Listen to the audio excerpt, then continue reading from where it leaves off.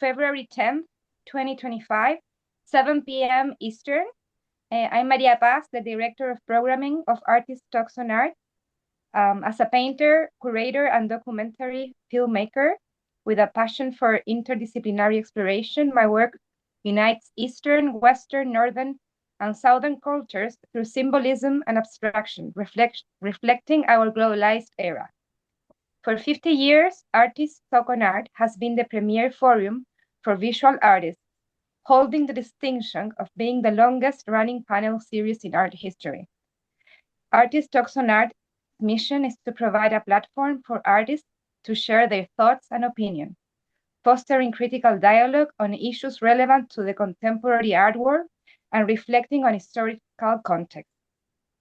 Many of our Zoom recordings may be viewed on our YouTube channel. Our extensive archive of over 1,200 recordings resides at the Archives of the American Art of the Smithsonian Institution, where it is their largest collection of audio and video. Tonight, we are thrilled to present a dialogue between New York City painters Ray Smith and Isaac Aden, analyzing also the New York City and Mexican art scene now. Ray Smith was born in Brownsville, Texas, and raised in central Mexico. Smith emerged in 1980s and continues to produce exuberant paintings and sculptures characterized by an inimitable style and subject matter that reflect his bicultural American and Mexican heritage.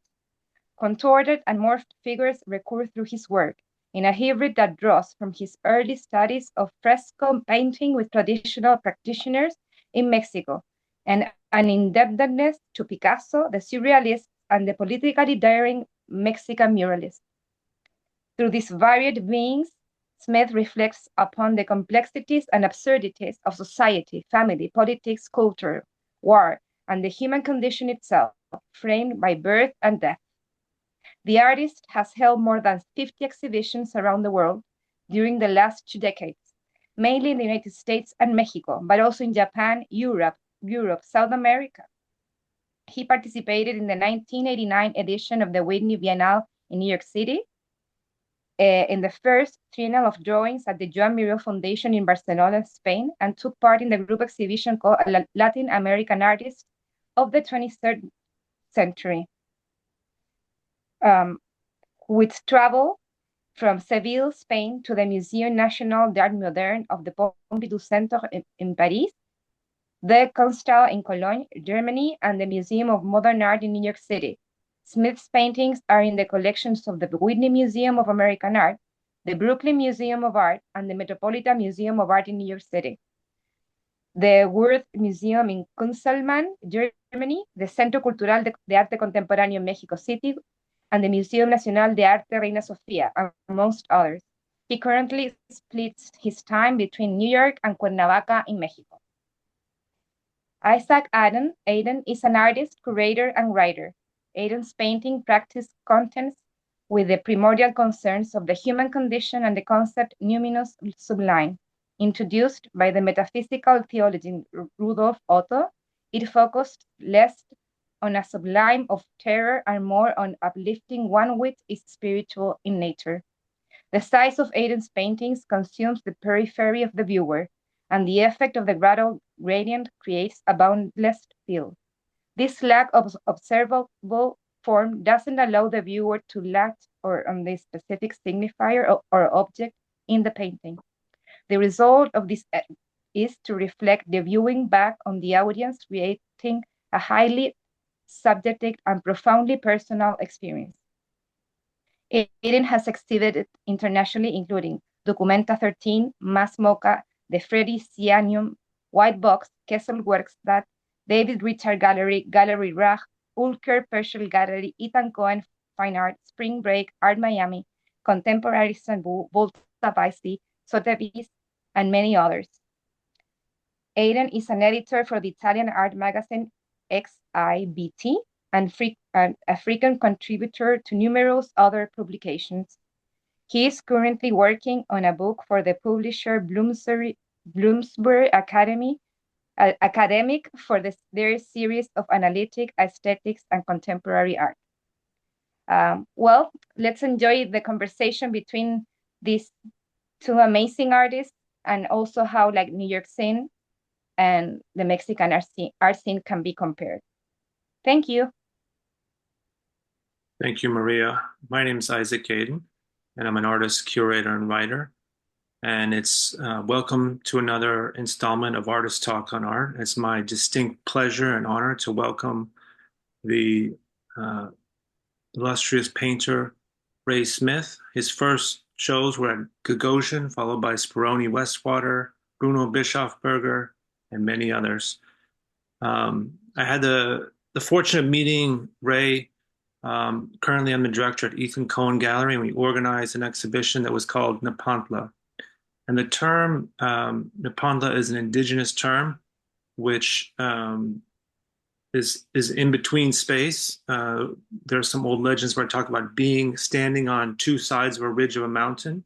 It could mean the boundary of a water physically between two spaces.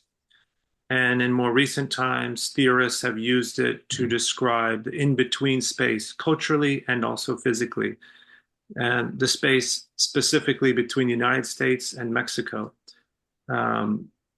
where some people culturally feel too Mexican to be American or too American to be Mexican, and an area which also historically, obviously, you remember, was Mexico before it was part of the United States. In that thinking, we also see that connected in Smith's work, and we also see in his work a consistent theme of in-betweenness, in between one thing and the other, existing at once in one aesthetic style or in between forms like sculpture or painting. So please help me join in welcoming our distinguished guest, Ray Smith.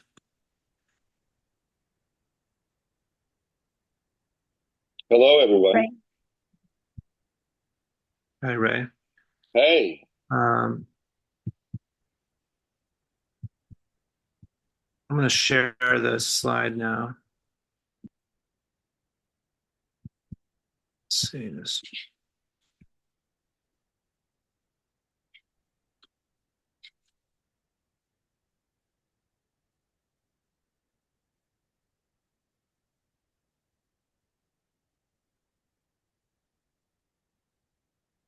So this is the catalog for the exhibition that we just organized, Ray Smith. And on the cover, this is a piece called Gary Max. Maybe I'll just, we'll go to the beginning of the catalog. Let me go through the essay real quick. Let's get to the plates. This is installation view.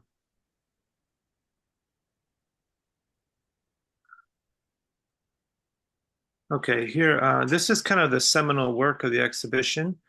And so in organizing this exhibition, one of the things that we discussed back and forth is that Ray hadn't had a really big show in New York for a long time for very numerous reasons. And so we wanted to show some of the really major paintings. This painting is 9 by over 24 feet in width. And it's called the Guernimex. It was done in 1989 to 90, and it was one of 3 paintings. Ray, do you want to talk about this painting a little bit? Yeah, I think that, let's see, well, let's just say that the painting was done at a particular point where there was the transition between one president of Mexico going into the next. And so what was happening is that these transitions, which pretended to be transitions, were really just a means by which to shift the party leadership, so to speak. You know, so it's an election, but it's kind of like, you know, you're just getting the next handover of the next guy, right? Which is going to be the guy standing in line behind the president. So it would be either the vice. There was no such thing as vice president here, so there wasn't a vice president. It's just whatever the president picked of whatever his cabinet was going to be the next president. Okay. And so there's this there's this whole game which happens in all political life of this kind of jostling for positioning. You know what I'm saying? That everybody's doing, which is at the sort of back end, the back end of real politics. So even though everybody pretended that there is the pretension that everything is up and up and everything else, there's also so many different moving parts behind the scene and behind the curtain that it really is just pure theatrics at the tail end.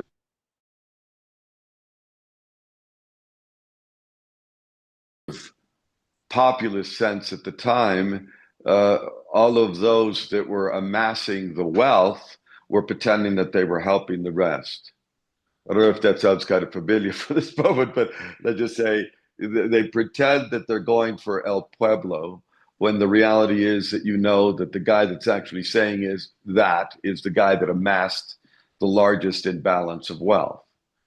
So it's a contradiction. So there was always a sort of sense that that you were getting some story, but there was another story from behind the scenes. And so the portrait is the portrait within the horse's mouth, right? Yeah, the horse.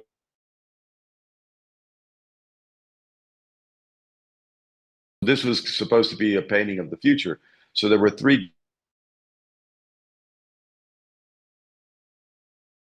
Is now at the Eli Broad Foundation. And then there's this one that was the future. Of course, now this one is the past. And it becomes, in a sense, to a certain extent, even a sort of prophetic past or a prophetic future. It's getting prophetic now, in other words, meaning that when it was painted, it meant something, and today it actually means the past, meaning like with the things that actually did go down.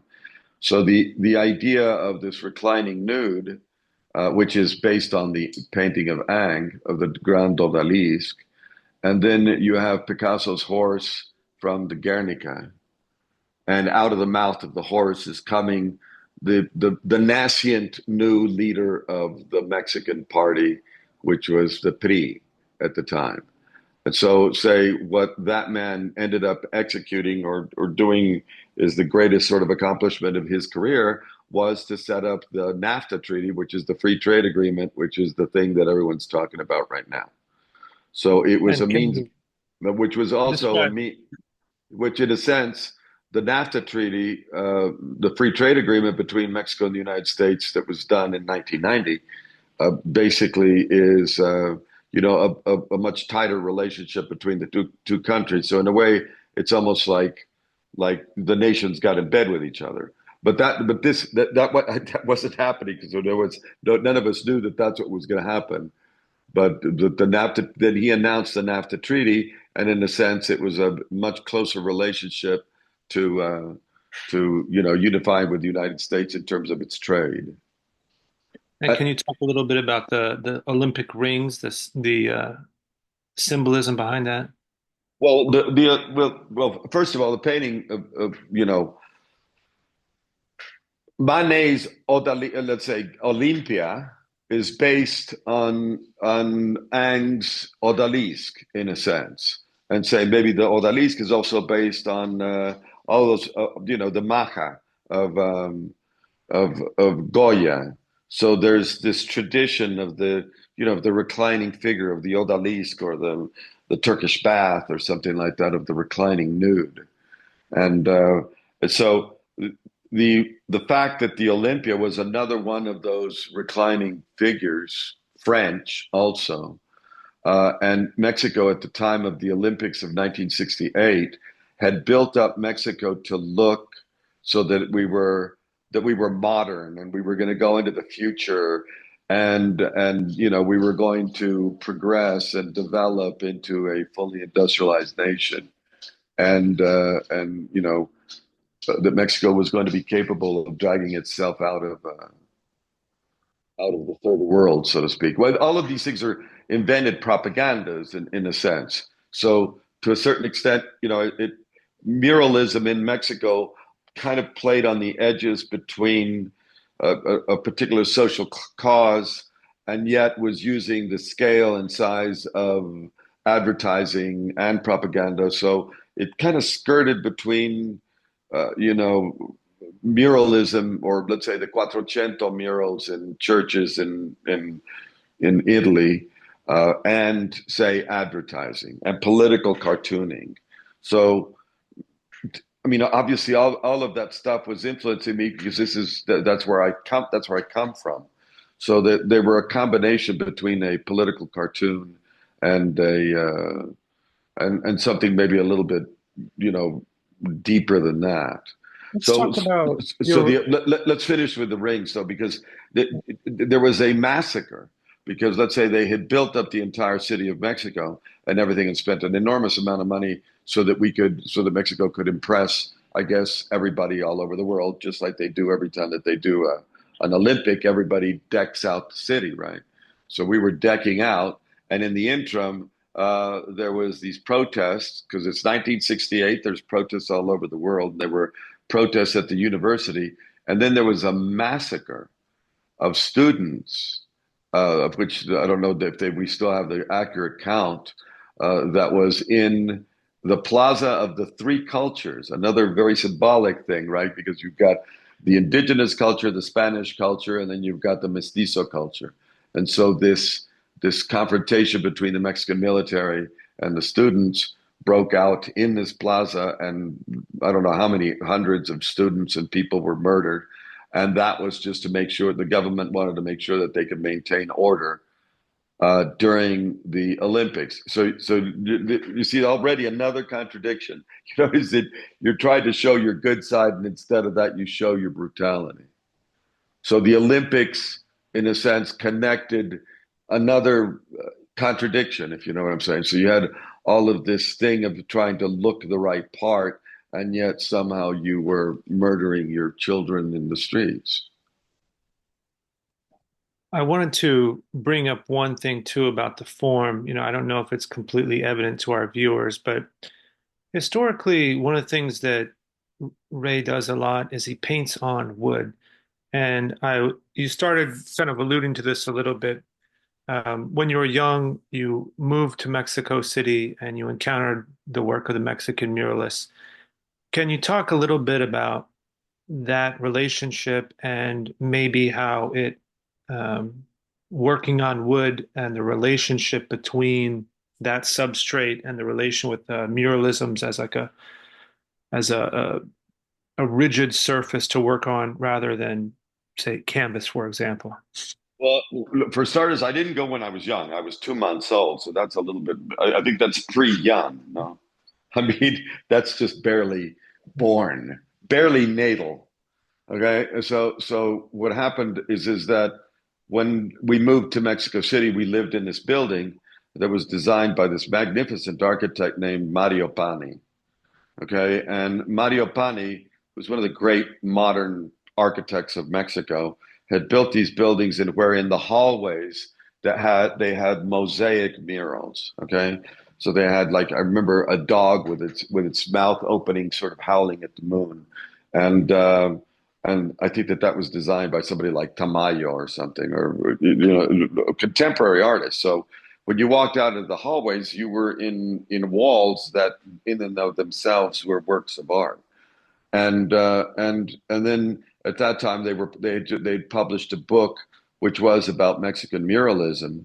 Okay, and it's a really big book with really big images about these buildings with these murals in them, which were just they were mind-boggling. So as a kid, seeing all of that was thrilling and shocking, and just it was almost like I'd look at something like that and think, oh my God, this is what the adults do, or what is it? Who's doing this? And why is this painted like this, or why did somebody do this? And so I don't know. I think that from the very beginning, I was in a situation in where art represented not the little mirror on the wall, or the little thing that you're going to decorate on your wall. It actually represented the edifice itself. And then in that same building, I must have been probably like 3 or 4 years old. And it had balconies that would look over the Reforma. So one time my father brought me out and he picked me up over the balcony and he said, "Look, they're moving moving the god of rain." And there were these two semi-trailers that had a giant, sculpture, a giant piece of stone, let's put it this way, which was a sculpture of the rain god of a tribe that was, not that far from Mexico City. And so these two tractor trailers were bringing it in, like two tractor trailers with a flatbed with one sculpture on both of them. And they're coming down the street, and behind that are hundreds of indigenous people following their rain god to the Museum of Anthropology. So the relationship that I had from early on with art is not exactly the kind that that you'd have by an idea of a museum that you were going to walk into. The art was in the edifice itself. It was in the walking, living life of everyday Mexicans, and that stuck to me. So muralism was something that I pursued, meaning that I thought of things at a particular scale, and because of the fact that you learn fresco, I always understood the material to be the wall itself. So so wood is great because you can almost do like a type of fresco on, or you do fresco. I mean, varnishes or stains or even pigment mixed with oil will stick to the wood. So you could treat the wood to a certain extent the way you would treat the plaster. Um, and so that was a much better substrate than canvas, let's say. Canvas always seemed to me a bit fake. It's a piece of fabric, and then you're covering it with paint, and then you're covering it again with paint, and then you're adding to it, and so the illusion starts from the beginning. Whereas if you're using wood or you're using plaster, that in and of itself is itself, right? So it's a material that is not part of the, let's say, the illusion, right? The other thing is you're priming it, and you're faking the white primer, and it actually, canvas in painting I think doesn't begin to exist until much later on. Say like they started using it because it was too difficult to carry the copper plates and the wooden plates into these big churches, so they could roll up the canvases and they could do something else. It was more portable. Let's talk about the sculpture you started mentioning. And I think this one on the left, this Mary Cruz sculpture, is an excellent example that shows the link between your drawing and your work in two dimension, and how it translates into your three-dimensional sculpture and then into the monumental sculptures that you showed in the exhibition. Can you describe to the audience a little bit about how you approach making this particular piece? Well, sculpture. Let me see. What's the best way to go into this one? There are certain sculptors that believe that sculpture is in and of itself the sort of ultimate practice, and that they're going to stick to that. You got it, and somehow they've got a divorce or a semi-divorce with a two-dimensional object like a painting. So at least good friends of mine that are good sculptors have maybe asked me questions like that. You know what I'm saying? They've asked me like, okay, well, so is this a window or is it a mirror? What is a painting? It's because they recognize that they're looking at something that would be like the substitute to a window or the substitute to a mirror or whatever. So they reduce it down to that. Whereas to me, it's a wall. Okay, so it's equally as three-dimensional as it is two-dimensional. So if you could draw it, I mean, in other words, an architect makes a drawing and then can make a three-dimensional object from a drawing, even if it's flat and two-dimensional. So my notion was always that if you could make the drawing, you could make the sculpture. So I would try to get to the most rudimentary drawing. And obviously, if you had sheets of paper, one sheet after the other, and you made one drawing, and then you made the same drawing but smaller and smaller and smaller, and then you stacked it, laminated all the papers, you'd end up with a sculptural form because the paper, even though it was very thin, if you laminated it, it would get thick. So I figured out how to make sculptures by laminating sheets of plywood, and where you would cut the entire sculpture sheet by sheet and then assemble it later, which you see in this sculpture too, which is made out of like foam and things like that. So it starts out from a two-dimensional image, and then you can go expanding it as a type of reverse erosion. You know what I'm saying? So instead of the mountain, it's like building a mountain, but from the bottom up. You know what I'm saying? And getting to the shape of the mountain, because the mountain at the top has eroded, and that's what's giving it that's why the base is much larger than the peak, is because it's eroded the whatever the boulder is, or the mound or dirt or whatever created that mountain. The reverse, it then erodes and gives you that shape. So this was like a reverse mountain. So basically, if you look at those images, the way that you're looking at this one in particular, the drawing, the piece comes from a two-dimensional image, which is, say, approximately what you're looking at on one sheet of plywood, and then you started expanding from there. And it was just it's a means by which to make a sculpture. You would do that by carving a piece of wood. If you were laminating a lot of pieces of wood, and you'd be reducing the size or increasing it or whatever. But in this case, it was something that was almost systemic. And I had sort of picked that up from watching concepts of 3D printers, but they didn't exist at the time. So it was just a concept of how one would go about doing that. And there is certain things in certain traditional sculptures and clay things that would be built by this kind of laminating, layering situation. So it's also, for me, I like things that you don't kind of like project them. You know what I mean? You want there to be a surprise at the other end of the carving, because if you're carving something, your body has a tendency to do one thing, and your head has the intention to do certain things, and your hand has another intention to do certain things, and you're kind of balancing between the two of them. And clearly, your body knows better than your head. The way you move around the thing is much more important than it's better information, at least as far as I'm concerned. It's better information than what you're actually got inside your head. So in the case of carving these things the way that you carve them, and where you're doing layer upon layer upon layer and just following a particular pattern, you make mistakes, and those mistakes get repeated enough times so that it creates deformations or inside of the sculpture itself. So you're going to get almost like your own body is going to produce a kind of natural process that you're out of control from.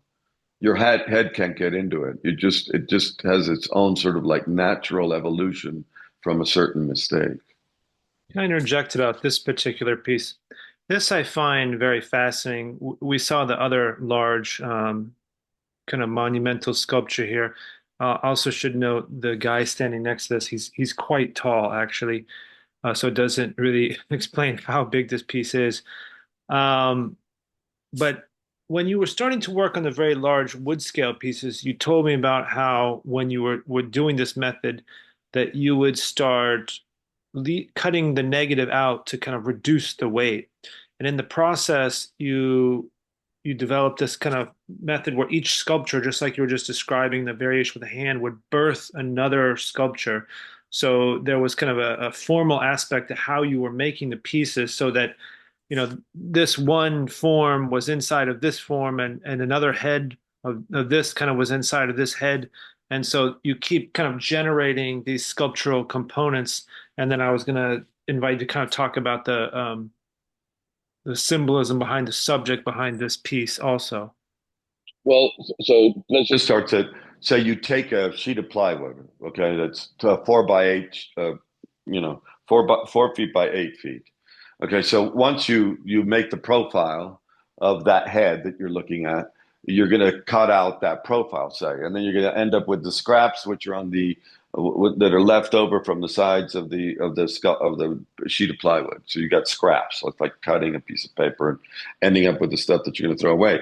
But then I started realizing that the thing was going to get too heavy because you're probably talking about 50 sheets of plywood. And 50 sheets of plywood are going to weigh tons.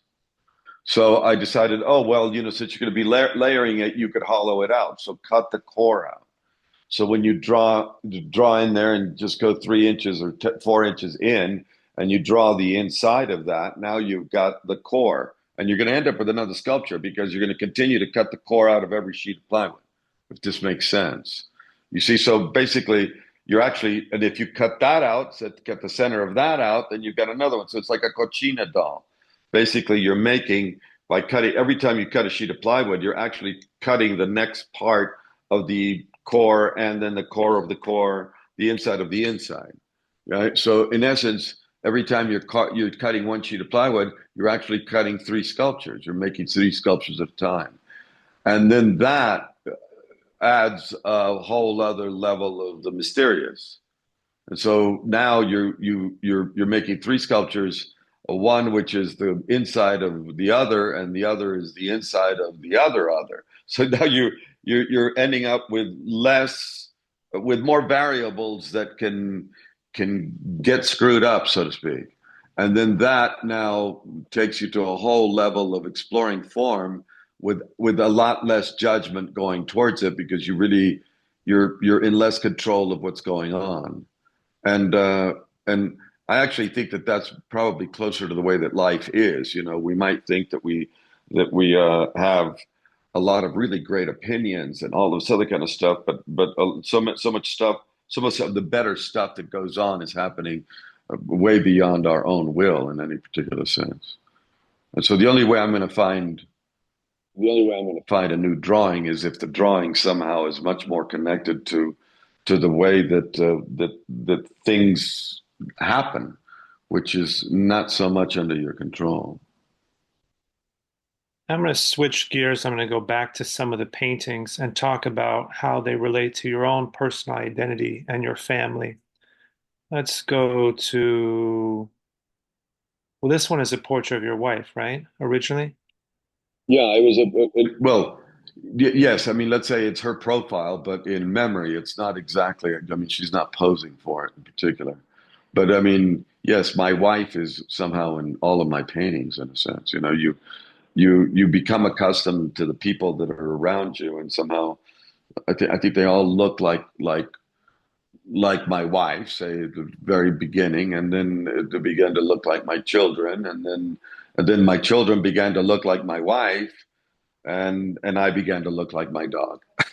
I don't know. I mean, in other words, if you the approximate everybody being in one particular place creates this at least the way that the narrative of my work goes, or the way that the narrative of my drawing is, that I can't seem to I don't want to get away from the environment that's right around me, right? The landscape and the people and all of that kind of stuff. This painting, I remember, was really great when we opened it up out of the crate, because you said you hadn't seen it since the 80s. And you were telling me about how it depicted a very specific time in your life. Well, we had moved for a brief time to San Antonio, Texas, because my wife was pregnant with my eldest daughter, and we didn't have the money to pay the New York, price to have a baby.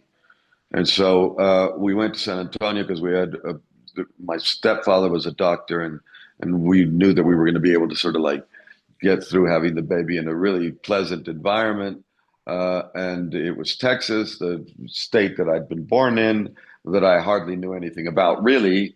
And so it was just a very nice moment to get there. And I wanted to make paintings. I was dying to make paintings. So I got myself a little office that I then ended up plastering with pieces of wood to make these paintings. And so this was this is the painting that was done almost in the expectation of the birth of my daughter. So, and all of the paintings that were done at that particular moment have this tension between of, I think, a certain kind of birth. And so my daughter was the one that discovered where this painting was. It was sold in Italy in 1988, and she found it, and actually she went and bought it because she wanted the painting back. So somehow there's a very personal narrative to the paintings in terms of sort of who's being represented there at the time. This painting, for instance, was done in Japan, right?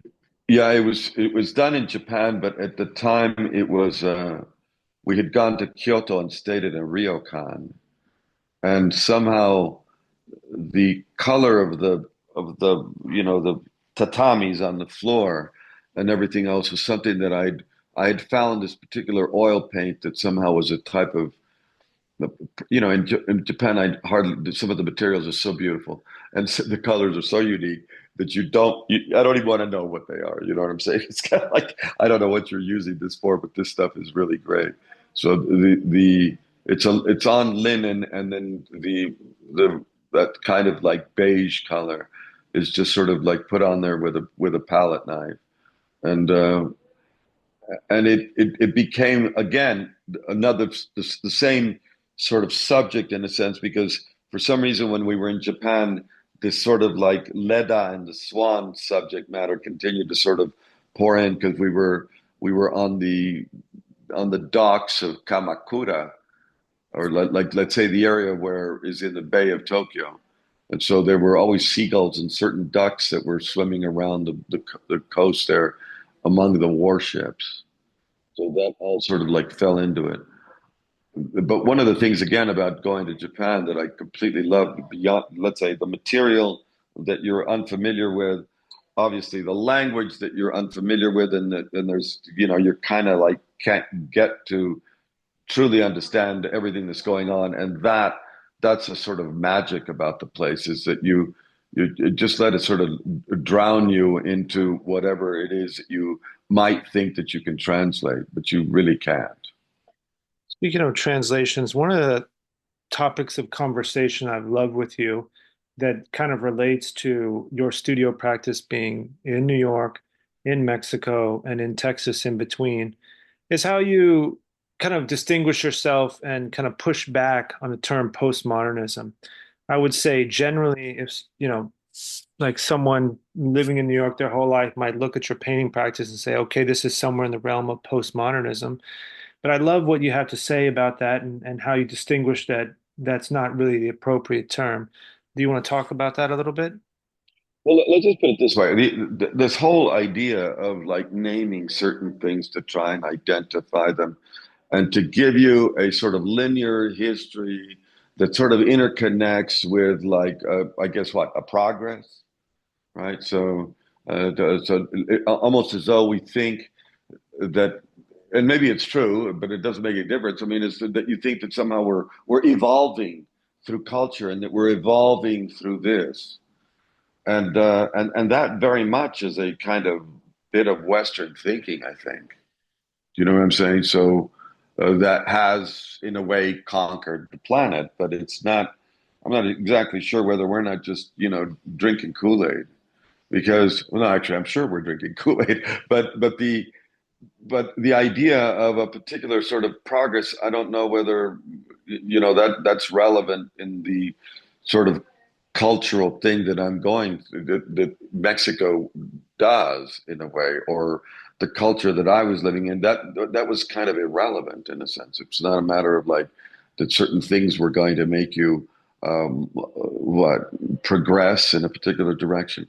So all of these terms, even like surrealism, Andre Breton goes to Mexico and he says, "Oh, it's the surrealist country." Well, yeah, but what he's describing as surrealism has been going on for 4,000 years. So how is that? So he comes here and then stamps the name on the thing for purposes of I don't know what, merchandising. So in other words, every time that we come up with these narratives of postmodern or anything else, then everybody else is using it as a kind of sales pitch, and then that's supposed to give it a certain significance. I'd like to think that there's a different edge to art. At least, well, actually, I'm convinced that there's a different edge to art than simply trying to contextualize it in a linear way in relationships to things that were and maybe things that are going to be. I don't know if that's clear in any particular sense. So you come up with a thing that says that it's postmodern, and then there's X number of things that are supposed to be identifiable as postmodern. It all seems, kind of perfectly boring to me, and I don't know very many artists that would be prancing around that would be saying that they were postmodern or that they would, they adhere to a particular sort of propaganda chant as to how it is that we're going to be selling the paintings. I'll leave that to the critics and the art historians and all the people that want to create a particular, linear narrative so that they can sell this stuff or translate it or do whatever. To me, the experience of making the things is what thrills me and what gives everything around me a particular significance. And it's not a significance that I can actually put a word to it. I would prefer not to be able to put a word to it. But the experience to me is not describable, is what I'm trying to say. Maybe you could make a couple of noises or something, and that would be closer to it. Well, the one thing also that you didn't mention that you told me before is you talked about how the evolution of kind of the avant-garde didn't just go kind of from Europe to New York. You kind of make the point that it goes through Mexico, and Pollock says very clearly how he was hugely influenced by Roscoe, and talks about traveling across the country, and then that's the greatest painting in North America, and how a lot of times that's kind of left out of the equation. Well, all of those artists. I mean, they're unveiling right now a mural by Philip Guston that's in Michoacan, which is just phenomenal. Okay, and that was painted, I think, in the 40s or 30s or something like that.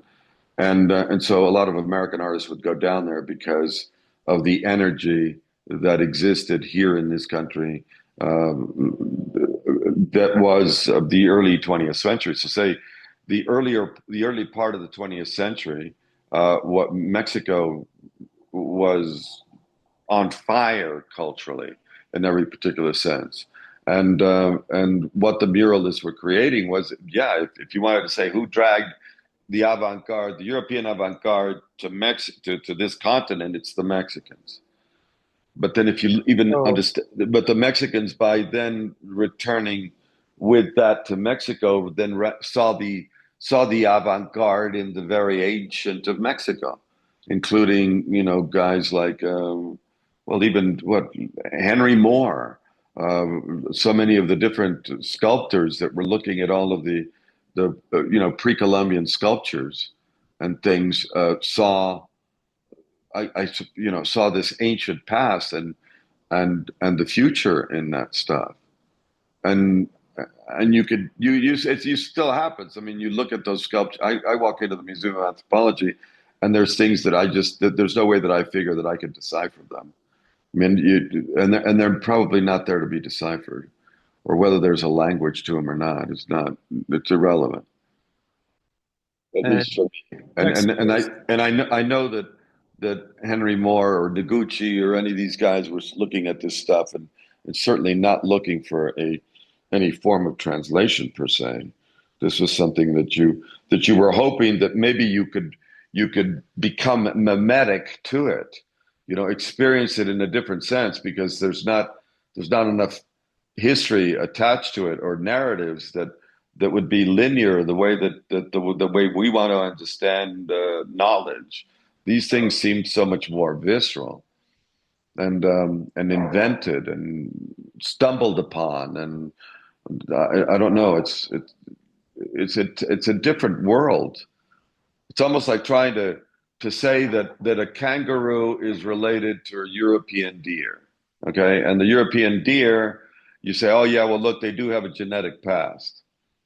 Well, yeah, but by the time you get a deer next to a kangaroo, and you're going to see a very distinct difference that you're not going to exactly understand what the difference is. And so, whether or not there is a translation there is interesting. Is to say, okay, well, this continent, had human beings in it for 15,000 years before any, Spaniard or Portuguese or any of those guys landed in this continent. So you have this history or this evolution of these two cultures independent of one another for thousands of years, possibly. And so where does the direction of language go then? You know what I'm saying? When once there's the linearity is so obfuscated that you end up with two different entire ways of thinking and being, maybe, and sensing that one is.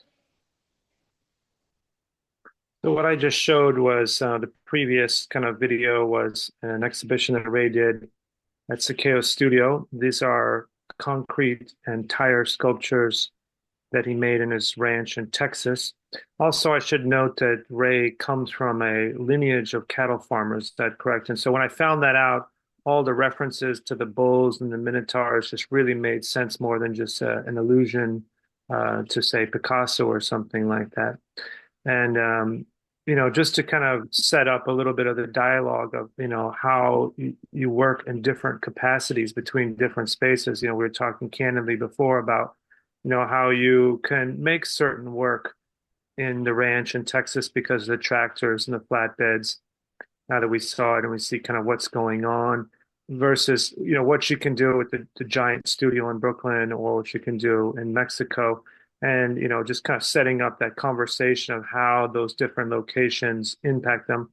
Also, I would just note for our viewers, I'm really just showing a sliver of the capacity and the breadth of Ray's work. In the exhibition, we really only had, 8 pieces downstairs, and there is just such depth to his body of work. And also, recently you said you're moving to Remendoville. Maybe we can set that up. And you said you had discovered a pinata factory, right? Let me maybe show. Well, I mean, I think that the one thing is that wherever you go, there's always the possibility of doing something. Like, even if you were walking around with a pad and paper and drawing and making watercolors, doing whatever, there's the closeness of being able to do something is always right at your fingertips. And so whenever I go anywhere, I'm constantly, in a sense, scouring for material to make something from. And I like the fact that, I mean, even if let's say if I walked into a small town and I saw a guy refurbishing shoes and putting soles on the shoes. And I have actually done this. I went there and I started seeing the way he was doing it, and then I came up with a couple of things in where he could help me make these shoes that, in a sense, would be, shoes that were done from the repair guy or from an old pair of tennis shoes or something. I mean, obviously, a lot of times this stuff doesn't work, but it happens from, like, being able to sort of approach a different type of craft, and then that informs you in a next level. So in this small town next to the ranch called Raymondville, basically I noticed that there were these piñatas in this shop, and I walked in there to buy the piñatas to celebrate New Year's or whatever, and I realized that the people that were in there were the people that made the piñatas. And so we got into a dialogue with one another, and the whole idea of a piñata, in a sense, which is a really sort of beautiful concept, is that you fill this object with candies and money or whatever it is that you are, fruit, and then you hit it in this ritual of a kind of blind, you're blinded and you're striking out at something, and then when the object falls apart, it transforms itself into something else. So somehow, as you would break up the piñata, then it could become a garb that you could wear.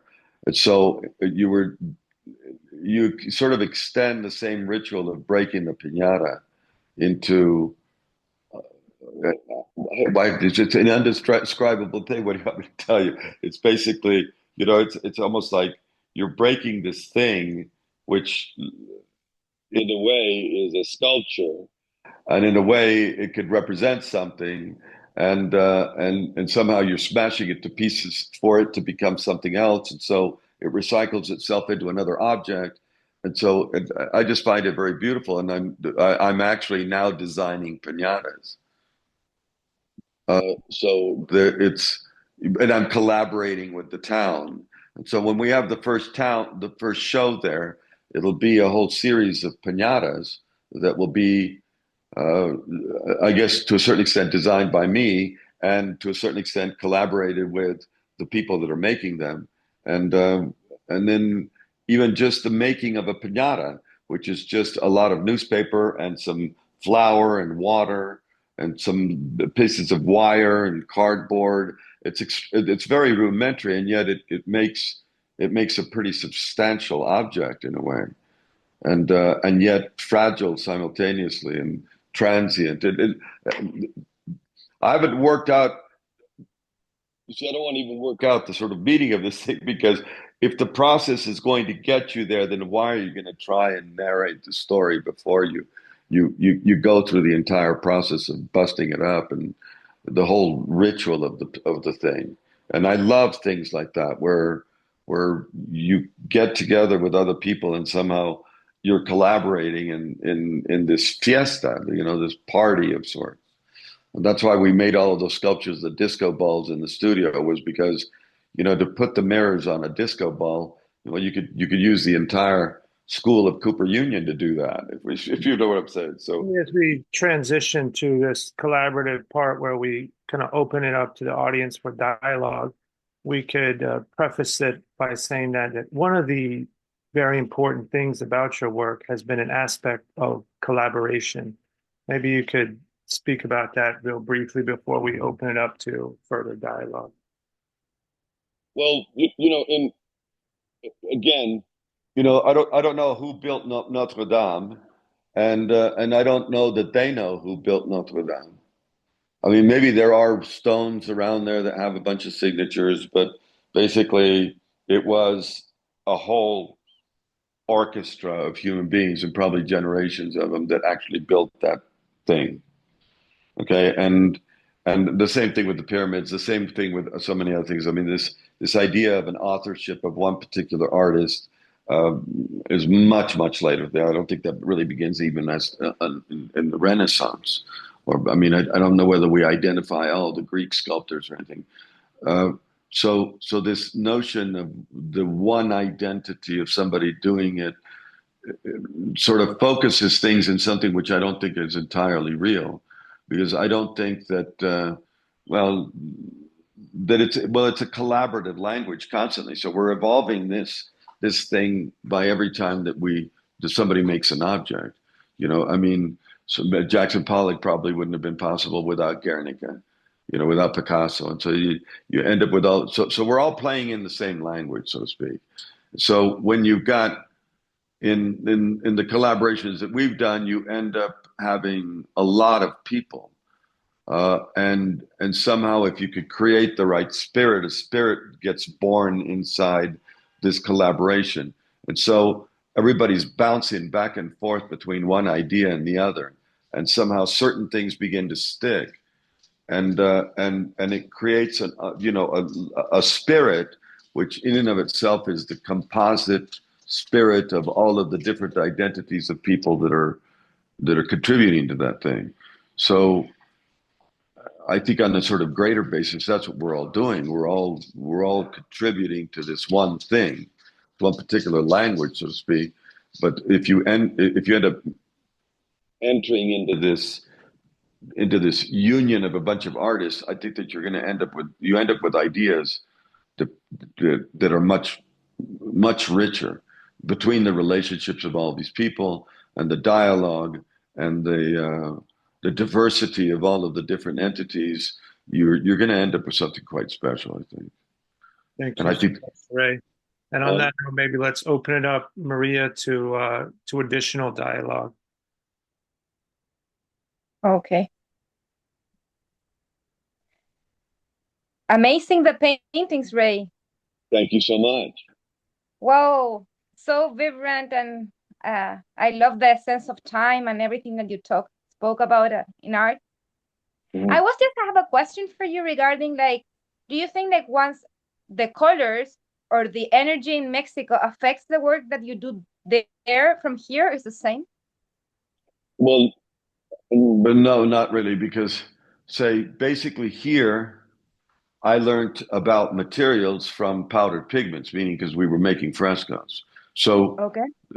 and so much other stuff. Let's say from crafts to everything else, it's almost like invented paints. Let's say, so you have lacquers that were invented to paint furniture or wood, or you have the fresco paintings, which is plaster and powdered pigment with glycerin. So you here somehow I learned about paint from the making of the paint itself.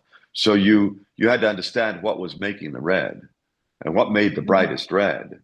And then you realize that the brightest reds that are even in the Vatican came from Mexico, from a particular bug that they called the cochinilla. Yeah. And okay, so the reds that Velázquez was using were actually kind of like patented by the Catholic Church. So that's why you have all those robes in that red, because they sort of, well, they connected to that as being a particular type of like a holy red of some sort. And that's produced by a bug that's been used for, I don't know, probably thousands of years here in Mexico. And then the purples that come from a squid, certain dirts that, in other words, here you have to understand paint, or you understand paint from the level of its most rudimentary level, right? You get it. So you're not going to a place and buying materials, although you can obviously, but the reality is that you're understanding the paint from a vantage point of crafting the paint to begin with. So you're more involved in the color itself, and that's why everything is so bright here, is because there's an understanding, I think, intimately with the color itself. The way they dye all the fabrics by hand and with different. So everyone's a little bit more. You're not going to. You can, but you know how to dye that fabric blue. Yeah. So and you know how to dye that fabric red, or what's going to give you that yellow, and so you're going about it in different ways. And those same colors, you immediately understand that the indigo that you're using to produce the blue on the tennis shoe, okay, or in the fabric, is the same indigo that could seep into leather, or that you could mix with oil, and that would go up. So you're understanding paint from its mineral form. And I see. okay, but then let's say in terms of the landscape, well, Or the people.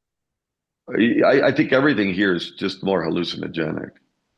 You know what I'm saying? I mean, in other words, I think that in Mexico there's a part of us that understands that reality and hallucination are the same thing. It's the same thing. Don't worry about it. Okay, so just go with the color, okay? That's it. I have a question. It's more of a technical. First of all, thank you so much. It was wonderful to see all your work and get this overview. It's just fantastic. It's more of a technical question, I suppose. I noticed that obviously your panels are multiple panels, and I was wondering, is there a reason for that other than practicality? And obviously Completely. you're working with heavy woods and hoisting them around. Yeah, scale. I mean, in other words, start getting it to a certain, I mean, there's only so much, let's say, the largest piece of wood, which is still a composite sheet of wood, is a sheet of plywood. So that's 2 by 8. You might be able to get 5 by 10 or something like that. But the larger you get, the more possibility of warping. And the more unstable the thing gets. The weight shifts too and everything else. And also the idea of these multiple panels was also very, I enjoyed it simply because in a way it became like a screen. You know what I'm saying? Like you had multiple veins in this thing. So the more you mixed the panels, it turned into a kind of parquet. So, or laminate, you know what I'm saying? Like when you do a flooring or something like that. So as far as wood was concerned, it was more interesting if you had more pattern. And things didn't sort of join themselves, right? Precisely. I mean, it's much more interesting when you get multiple laminates in wood than just one single solitary sheet. Also, the let's say in the paintings of Siqueiros, he and Orozco began to use a lot of composite woods themselves and other composite sheets. The polyforum is painted on steel, on sheets of steel. So those had a particular size for them too. But I loved the way they riveted them, you know, because it gave it almost like a type of aircraft sort of feeling, you know. So the material itself is something that you're having to sort of craft into. Do you know what I'm saying? So you're having to adapt to it. So instead of it being, you're having to be a carpenter. In other words, is what you're having to do. So I work with big panels, and I was just wondering. I mean, and of course they're braced, and so I was, you know, when you're saying things like there's warpage. I mean, how are you controlling? How is it's obviously then put together to install. I'm sorry to be so technical, but I myself like working. What? It's a good question. Well, okay, I was thinking about like Anselm Kiefer has these enormous pieces. You go into Gagosian and you see the thing that takes across the whole frickin' wall, and obviously it's made up of all these multiple panels, but then they hide that. And you're letting the exposure of the grid be a part of the piece in a way. So that's what got me thinking about it. But I'm still doing kind of Kiefer-y way by showing you that it's wood. Do you understand? So say, you know what I mean? In other words, the wood is going to hide the wood. You know, we all know that you're not going to be able to fake the gigantic panel of wood. I mean, you can, because I've bought enough plywood to know that if you buy a whole pallet of plywood, which I think is 50 sheets or somewhere near that, the sheets are produced so that the laminate is actually being produced sequentially, right? So if the moment they put it on the pallet, they're going directly from the lamination right onto the pallet and then getting tied so that they're not going to warp in the pallet. But you got 50 of them. Damn thing weighs a couple of tons. Okay, but then if you take them out in a particular, just take one sheet out after the other, after the other, after the other, they're coming off the shaving of the same tree. So if you actually were to put them up against each other, you could disguise the laminates. You understand what I'm saying? Because so there you're going to get a sequence of the same wood, and that's actually really sort of beautiful to work with. And so sometimes I'll actually check the dates on the palette, and if there's sequential palettes on the dates of them, then you know that they're going to be coming off of one tree and the next tree and the next tree, but it's all sequential, so you're getting the entire tree down to the very thinnest laminate that they can get. And so you're going to get a pattern that repeats itself constantly. So you can fake it. You know what I'm saying? In other words, I haven't seen, I'm sorry, I haven't seen the works in person. Is there the wood is showing? Essentially, it's a part of the piece. Yeah. You're seeing, yes. Okay. All right. So say you're going from, a lot of times I'd start just with oil. You know, in other words, I'd oiled the entire panel. So now I've got a gigantic oiled paint panel. So all I've done is brought out the grain. Or wax. Wax was great too, because you just, polish it into the wood, right? I've so used you're that too. Yeah. okay. So, but there was stuff, fun with wood. There's all of Yeah. this. There's a Yeah. hell of a lot of technology involved throughout all of these ages and how it is that we treat wood, and then again, same thing. You could use the same dyes and mix those with oil or wax or whatever else would polish it into the wood, or just rub it on there.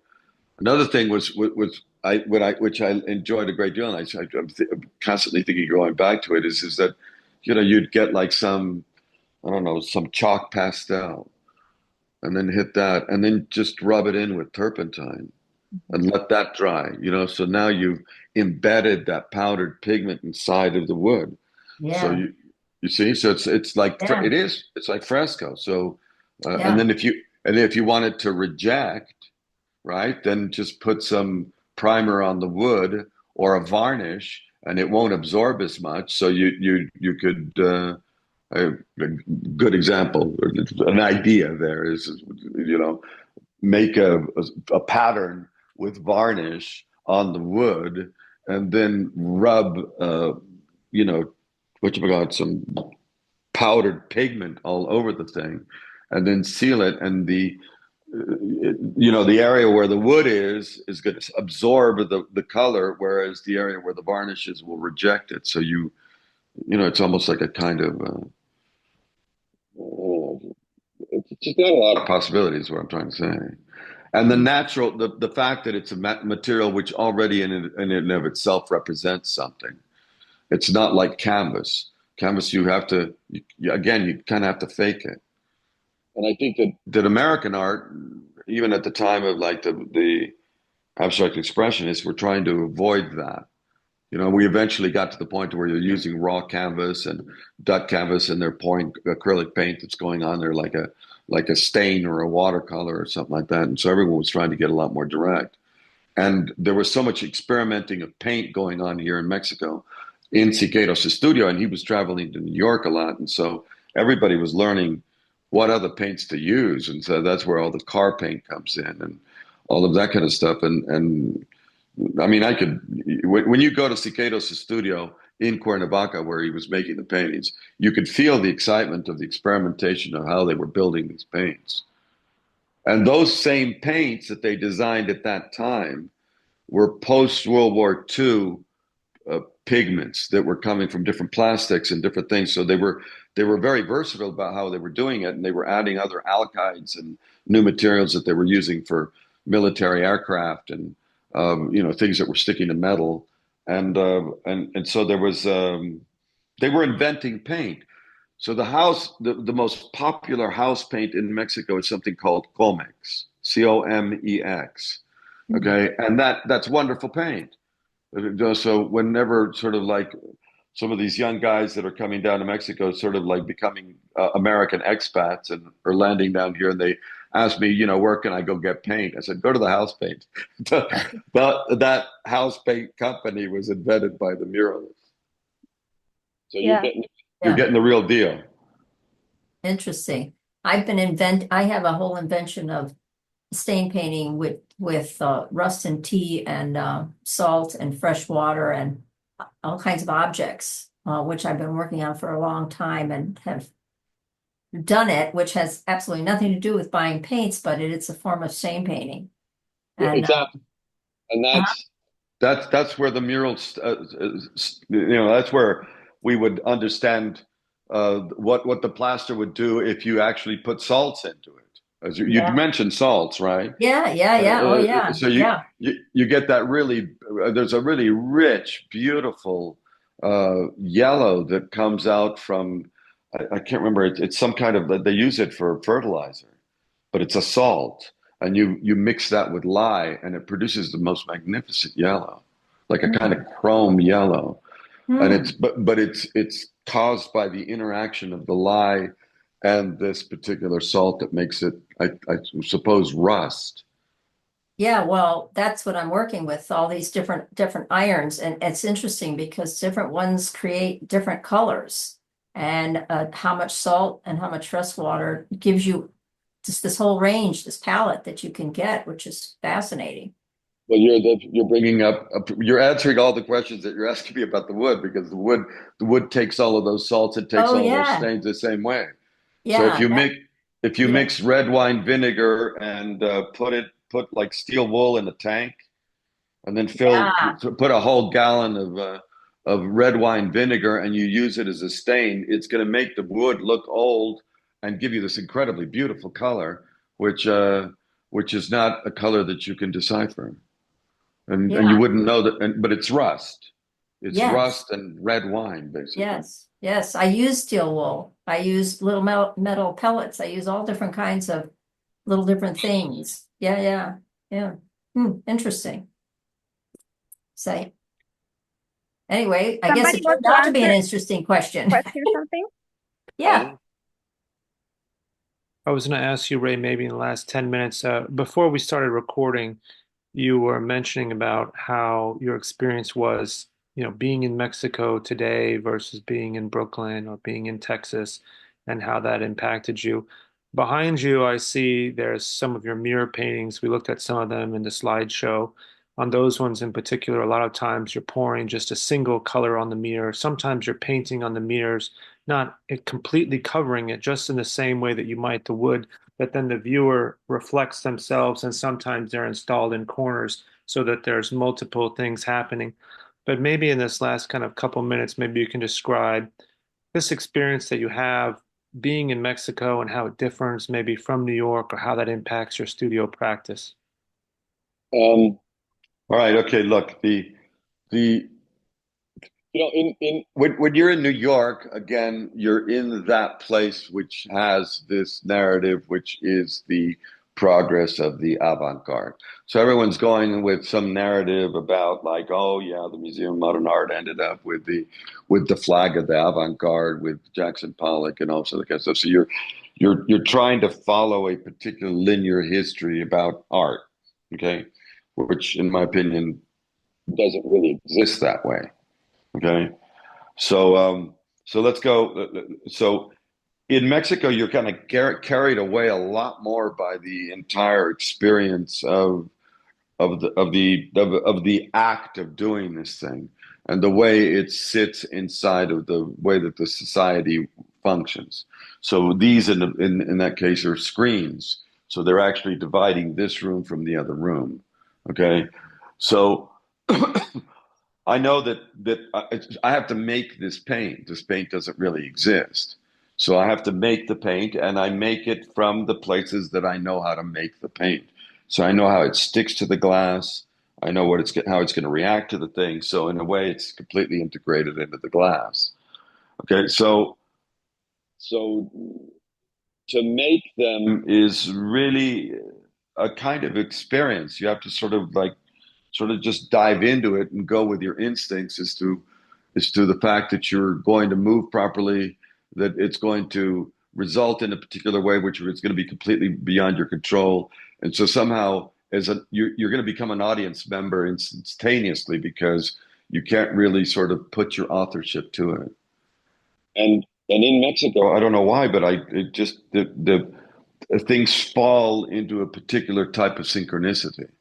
And so I seem to be able to sort of find a particular drawing that I've never made before, or hearing a sound that I've never heard before, or seeing something I've never seen before, or there's a sensation maybe, or the hallucination that that's what's going down. And so so what happens here is different than what goes on in New York. I think because you have a different audience, a different landscape, and different scales to things. The engineering of the Americans, let's say, is really quite remarkable. And so, you could just run to Home Depot and find the latest screw, and the latest screw is going to manufacture something the way that you weren't manufacturing it before. Whereas in Mexico, it has a lot more to do with craft, and in the States, it's more systems. like an erector set. You're going to build a building, you've got the steel, and it's all cut at a particular size, a particular scale, and it's all going to sort of like assemble itself in a way. Whereas in Mexico, you got to figure out what the hell you're going to do. So you got to go from making the paint all the way to cutting the glass to all these different little things, and you're sort of more hands-on, and things are probably not going to be quite as precise as they would be in the United States. So in the States you get precision, and then in South Texas you get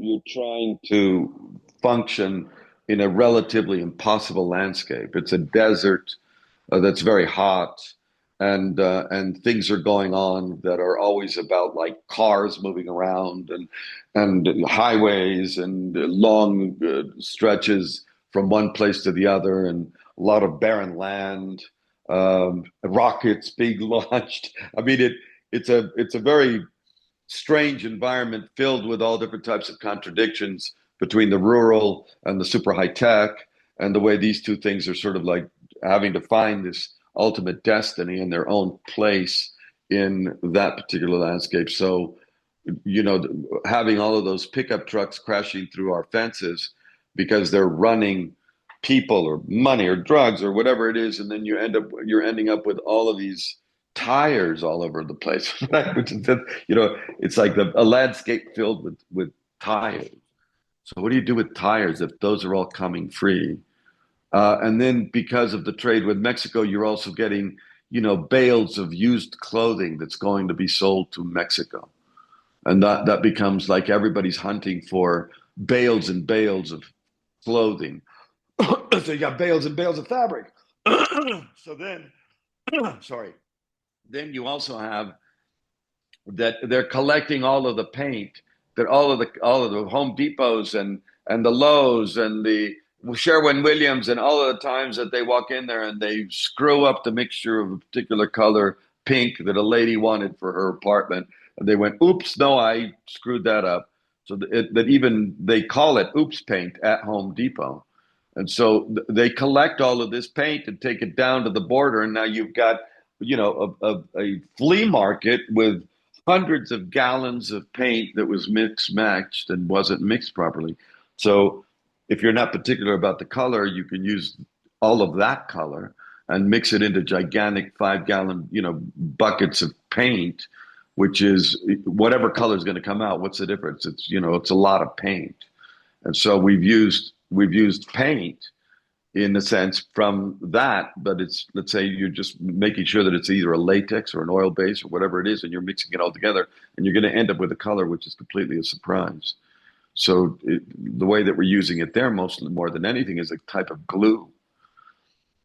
But you'd be surprised what beautiful colors you get from the mixtures of of things that people were thinking was going to be one color. It's like walk into a store and they open 10 gallons worth of paint, and they've got all these colors, and somehow it looks beautiful. And so you mix a little bit of this one with that one, and you're going to get a different color, and it would have not been something that you were calculating. So that other people are collecting the color. It's interesting to me. And then from that color, maybe you can just tell the audience about the border paintings and what you do with that amalgamation of paint. Well, what happened was that we discovered these places that did that collected this paint, and then we were trying to figure out, what could we do to it.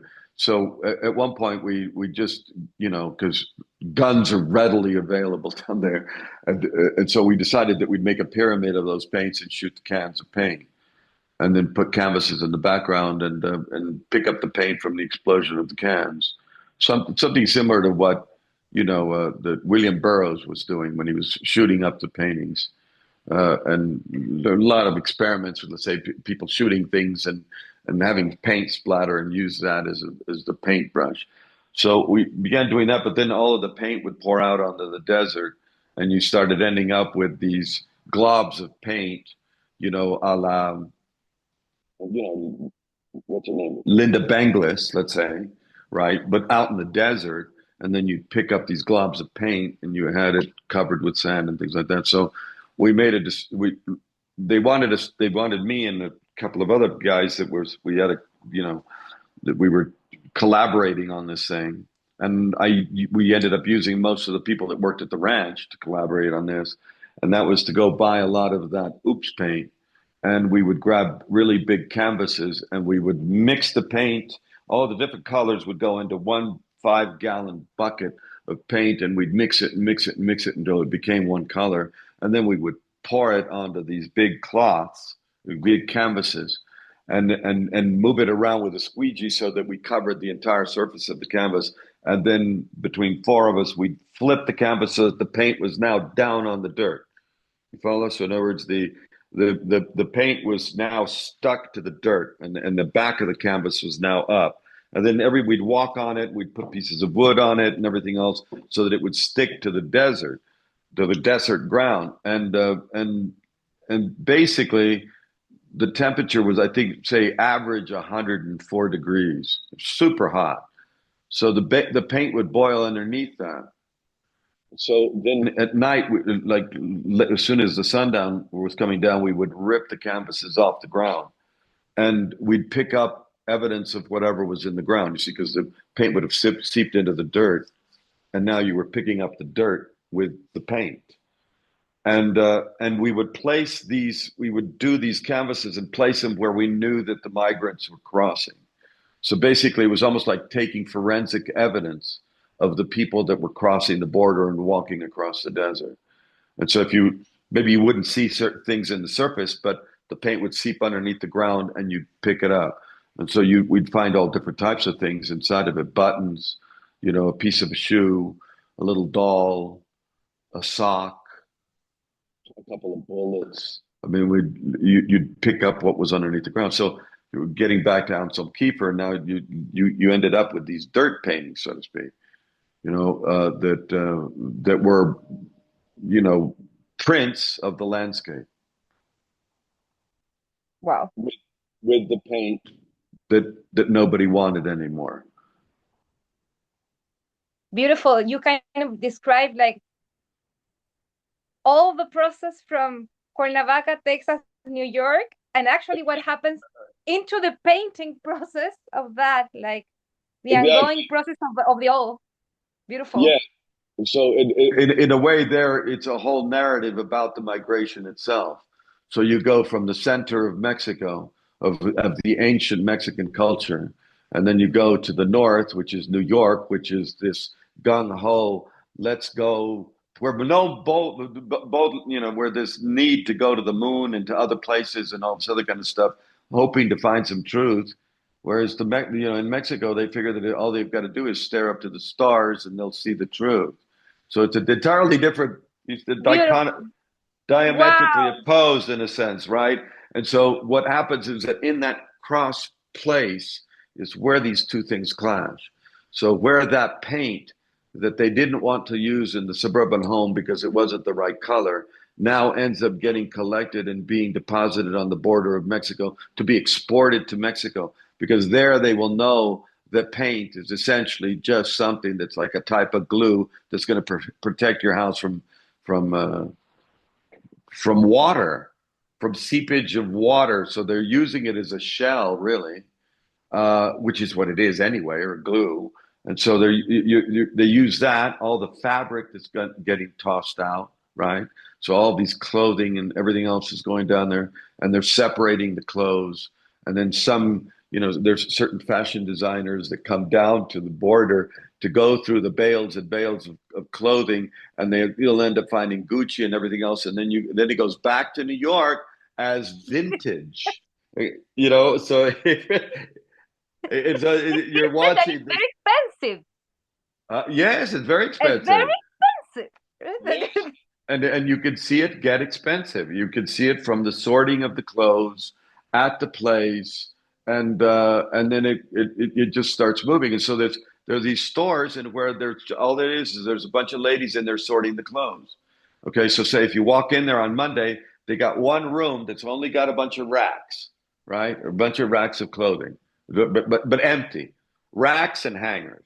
Okay, and you come the next day, and one of the entire racks is filled with military clothes. Okay, all different types of camouflages, but military clothes.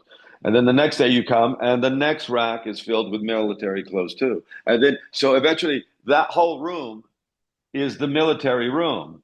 And the reason that there's so much of that is because you have all of these troops that are, the majority of them are throwing the clothes away. Wow. You understand? So your largest client happens to be the United States military. So you've got a room full of empty soldier outfits. And I mean, I have to use that somehow. You know what I mean? You have to either sew them all together, or I don't know, make a gigantic quilt of all of the service members of the American military. I mean, just that room already alone, just in terms of fabric is frightening. No. Just that. Every week or every month, watching that room get filled with military uniforms. There's something ominous about it. Yes, Yeah. I mean, you get a really clear idea of the scale of both countries, and there's a narrative there of their purposes, or what they believe their purposes to be. Do you know what I'm saying? And so one is trashing something that the other is finding very valuable, and so it's a hunting ground. You know what I'm saying, for all different types of things that surprise you as you find them, rather than trying to sort of.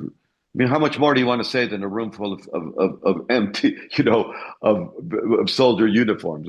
Just the ominous of just that in and of itself is just do that. Just show that some. It's good enough. Just buy the racks of the uniforms, and that's the end of it. So there's a way is how the landscape speaks to you. And I will say that it's no country for old men. Okay, that's for sure. Thank you so much, Ray. We really appreciate a wonderful conversation with you. And I would really encourage all of our viewers, like I mentioned before, we only showed a small grain of salt in the vast, desert of works that have been produced by Ray Smith. I really encourage you all to take a deeper look. It's a very profound and rewarding experience.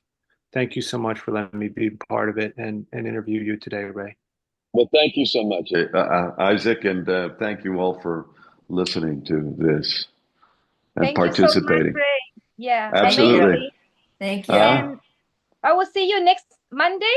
If you wanna, I mean, first of all, the YouTube will be uploaded, so I will forward it to you, so you can also share all the dialogue that we have.